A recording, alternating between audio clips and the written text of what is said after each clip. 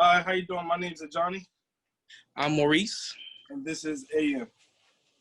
All right, so today we have Director X with us. Thank you for being here with us. A pleasure to meet you. Now we're gonna ask you a couple of questions. All right. All right. So the first question is, me and Johnny and Jason were talking. We were just having questions on our minds, and we was like, where did come up with the name Director X? What led you to it? What path? What was on your mind? Originally, the name was Little X, and when I was around 15 years old, hip hop was very pro-black. It was there were groups like Public Enemy and X Clan, and the movie Malcolm X came out, and there's this person was an X and that was an X, and I just liked the X name, and ended up people started calling me Little X. I would draw, when I draw my pictures, I'd put Little X on the people's clothes, so I was branding the clothes that they're wearing. So it stuck. People would call me Little X. And when I started directing, I kept the name. I had this name, this nickname, I'm Little X. And that went on for a while. Then in the year 2000, was it 2010? The year 2010, I decided I was 30 by then, and it was just not working for me, being Little X. And I decided to change it to Director X, since it was what I was a director, and that's what I did. That's how people knew me. That was my profession. That's, this is where I'm at. So Director X was a way for people to easily connect, because there was a moment when I did Little X, and then I just did X, and I did Mr. X. I started playing with the name. So that's when, in 2010, I said, let me do this. Let me call myself Director X, and evolve it. It sounds more grown. It was still, again, like I said, it connected to the name, but it just had more power. Director X felt like, oh, Director X is. So it's more like growth involved, yeah. Right. Okay. So I wonder, why did you get into the directing industry? Out of all the industries, I see you did movies and music videos. So, what actually made you driven you to that path? Again, it goes back to my teenage years. I was interested when I was a kid. I used to draw. So this is kind of the evolution, how an interest turns into a life, right? So when I was in grade school, I drew all the time, and I draw comic book characters. And I was convinced I was going to be a comic book artist. That was going to be what I was going to do. I mean, by the time my first year of high school, I was drawing comics. I was drawing my own comics, but I was, you could see by the way I was doing things, you could see all right, this kid keeps going. This is a possibility, right? And that started actually in my final, in grade 8, I started drawing these comics. But I just, I was copying comics but changing the costumes to be the costumes I created. And I just named everyone, they were my friends, and we all had superpowers, and we're all, it is all, it's grade 8 level stuff. But by the time I hit high school, I was up to issue 9 or 10 or something. I had issues of this book, ongoing adventures, and you could see the growth. So I'm doing that, and then somewhere in high school, I start drawing party flyers for those little local parties. So then I get to that now. So my style starts going, which is a little more hip hop cartoony, right, graffiti artist thing. So then I lean into that. Now I'm doing party flyers. So I'm thinking about characters, and just again, things get a little more cartoony with my style. But now there's a demand for me to actually, it's not just draw a picture and be done with it. I'm creating a flyer. So that begins to lead me into graphic design. So I went from comic books to drawing, hip hop, graphic design. So now the hip hop and the work and hip hop and art all start to begin to merge. So now I'm doing this stuff, which leads me into, as I get more and more into that, now I'm using computers.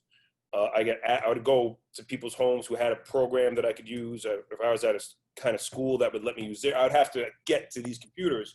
But then I'm using the computers to, do the lettering and change letters, and I'm learning about graphic design. So now I'm okay, comic books is junior high stuff. I'm going to be a graphic designer. Now I know what I want to do. I'm going to be a graphic designer. So I'm going down that road, pretty sure this is what I'm going to be. I'm going to be a graphic designer. And I also at that time was reading poetry and poetry readings in the city. So these young Black poetry readings. And I was doing that a lot. People knew my name on that. So a bunch of poets got invited to a local TV station, which is also a national, called Much Music out here in Canada.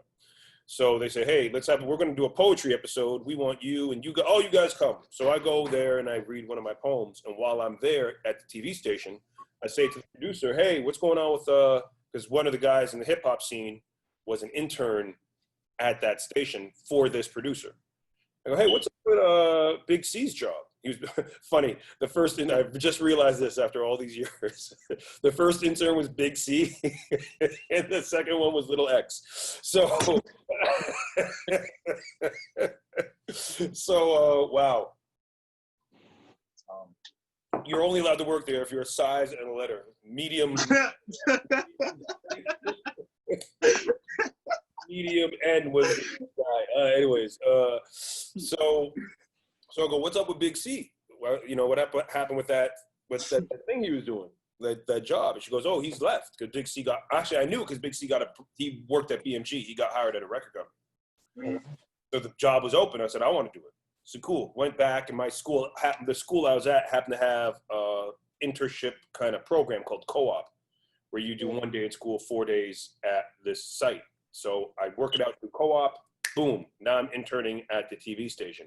And while I'm at the TV station is when I'm looking at the cameras and the videos and going, because I worked on a show called Rap City and Soul in the City. And that's when I said, okay, this could work. Maybe I'll do this.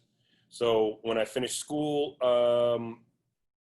I applied to different colleges, right? And one for film, and one for art, one for television, one for film, and none of it worked out. So I had to go do an internship in I tracked down Hype Williams, which that sentence contains a lot of information, but you don't need all that. I tracked down Hype Williams, got an internship with him, and that was the beginning of my real life. You mentioning Hype Williams leads us into our next question, actually. Like, I wanted to ask you, like, how was that experience, being under Hype Williams, his mentorship and his guidance? It was great. Look, being Hype's protege, or Hype being my mentor, wasn't like he called me every day and then gave me things to do, and like that meant I got to be around. That was my mentorship. I was there. I was in the room, which is a big deal. Yeah. A big deal, especially in things like that. You know what I'm saying? I was an intern at the company. I was there, 5 days a week. He'd bring me, I would go to color, I'd be in the room while the edits, we'd have to go over here to do an edit. We'd have to go over there to do this. I get to go to those places. I was in the room. Sometimes I was there when he was meeting with artists or whatever, but I was around, right? And that was a big part of this. Okay, that's great. So it really wasn't the fact that you were under him, but the experience that you got from being with him. Exactly. Yeah. So, since we're on that topic about like connections, like how important do you think like connections are in life, or just in general? I mean, it's super important. This is the game, man. Life is connections. We're a tribal species. We're meant to be around each other, learn from one another, and all these things. So that's how everything goes. I was researching you, right? Just to be honest, and I saw the video of the message to the man who shot me. Yeah. And you talked a lot about meditation and how, when you were researching meditation, parts of the brain, certain levels would decrease. And, you could see as a result of that, violence would go down, people would, their education would go up. And, considering what's happening right now in the world, there's a lot of violence, there's a lot of protests, a lot of things being done that should not be done right now. And it just makes me, think that, wow, you said this, I believe it was like a year ago, and it's crazy how everything that's happening, it just all up. So I was just going to ask you, like, what do you think, could be done more to, like, the schools and the places that, that is having so much violence right now? I mean, meditation's a great place to start, you know? It's something we can do.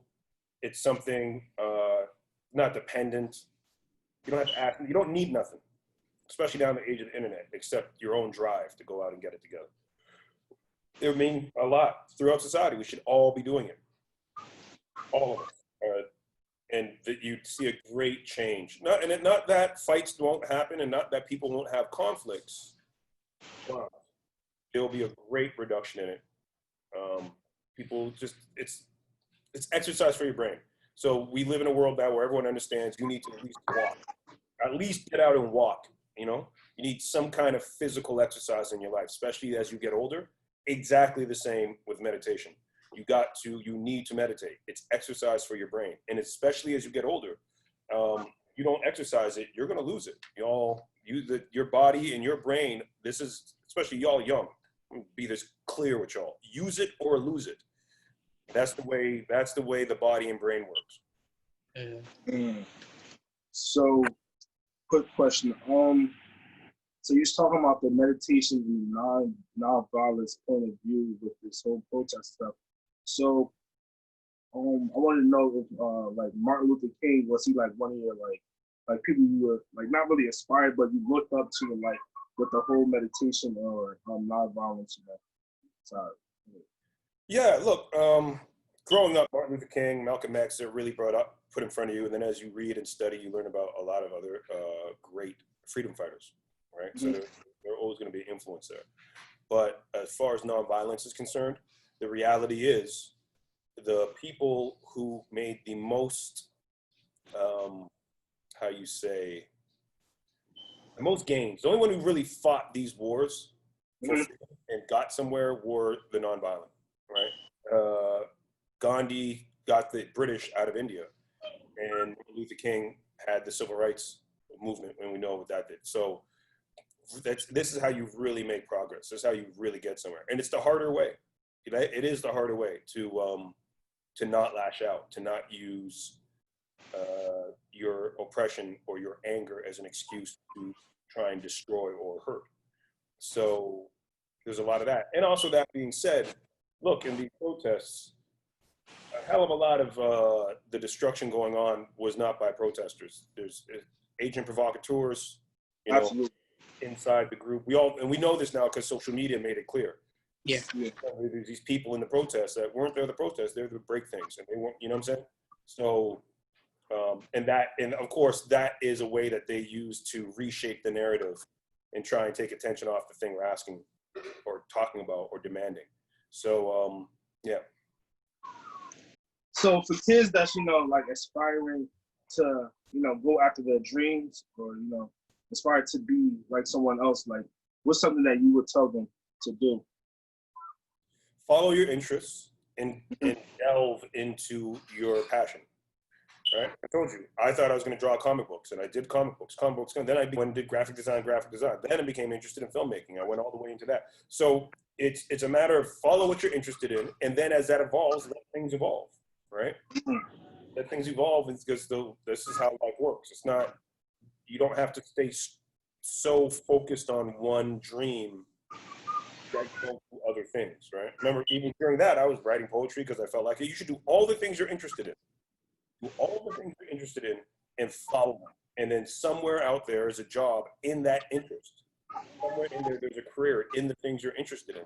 And they will begin to come together. But the beginning step of building a life that you will be happy to wake up every day in is following your interests.